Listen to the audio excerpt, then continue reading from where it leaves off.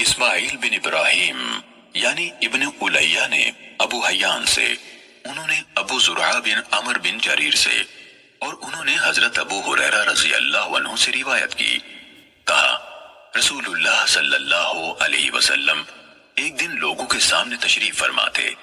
ایک آدمی آپ صلی اللہ علیہ وسلم کے پاس آیا اور پوچھا، اے اللہ کے رسول، ایمان کیا ہے؟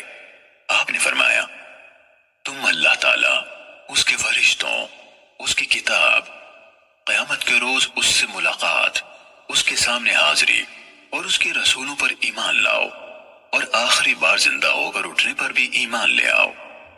اس نے کہا، اے اللہ کے رسول، اسلام کیا ہے؟ آپ نے فرمایا، اسلام یہ ہے کہ اللہ تعالیٰ کی عبادت کرو، اس کے ساتھ کسی چیز کو شریک نہ ٹھہراؤ، لکھی یعنی فرض کی گئی نمازوں کی پابندی کرو، فرض کی گئی زکوٰۃ ادا کرو، اور رمضان کے روزے رکھو۔ اس نے کہا، اے اللہ کے رسول، احسان کیا ہے؟ آپ صلی اللہ علیہ وسلم نے فرمایا، اللہ تعالیٰ کی عبادت اس طرح کرو گویا تم اسے دیکھ رہے ہو، اور اگر تم اسے نہیں دیکھ رہے ہو تو وہ یقیناً تمہیں دیکھ رہا ہے۔ اس نے کہا، اے اللہ کے رسول، قیامت کب قائم ہوگی؟ آپ صلی اللہ علیہ وسلم نے فرمایا، جس سے سوال کیا گیا ہے وہ اس کے بارے میں پوچھنے والے سے زیادہ آگاہ نہیں، لیکن میں تمہیں قیامت کی نشانیاں بتائے دیتا ہوں۔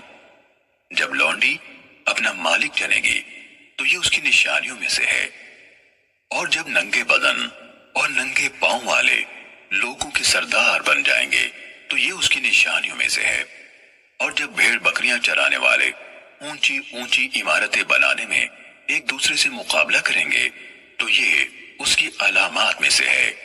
قیامت کے وقت کا علم ان 5 چیزوں میں سے ہے جنہیں اللہ تعالیٰ کے سوا کوئی نہیں جانتا ہے۔ پھر آپ صلی اللہ علیہ وسلم نے یہ آیت پڑھی، بے شک اللہ تعالیٰ ہی کے پاس قیامت کا علم ہے، وہی بارش برساتا ہے، اور وہی جانتا ہے کہ ارحام یعنی ماؤں کے پیٹوں میں کیا ہے۔ کوئی زیرو نہیں جانتا کہ وہ کل کیا کرے گا، نہ کسی متنفس کو یہ معلوم ہے کہ وہ زمین کے کس حصے میں فوت ہوگا۔ بلا شبہ اللہ تعالیٰ علم والا خبردار ہے۔ حضرت ابو ہریرہ رضی اللہ عنہ نے کہا، پھر وہ آدمی واپس چلا گیا تو رسول اللہ صلی اللہ علیہ وسلم نے فرمایا، اس آدمی کو میرے پاس واپس لاؤ۔ صحابہ کرام رضی اللہ عنہم اسے واپس لانے کے لیے بھاگ دوڑ کرنے لگے تو انہیں کچھ نظر نہ آیا۔ رسول اللہ صلی اللہ علیہ وسلم نے فرمایا، یہی جبرائیل علیہ السلام تھے جو لوگوں کو ان کا دین سکھانے آئے تھے۔ صحیح مسلم حدیث نمبر 97۔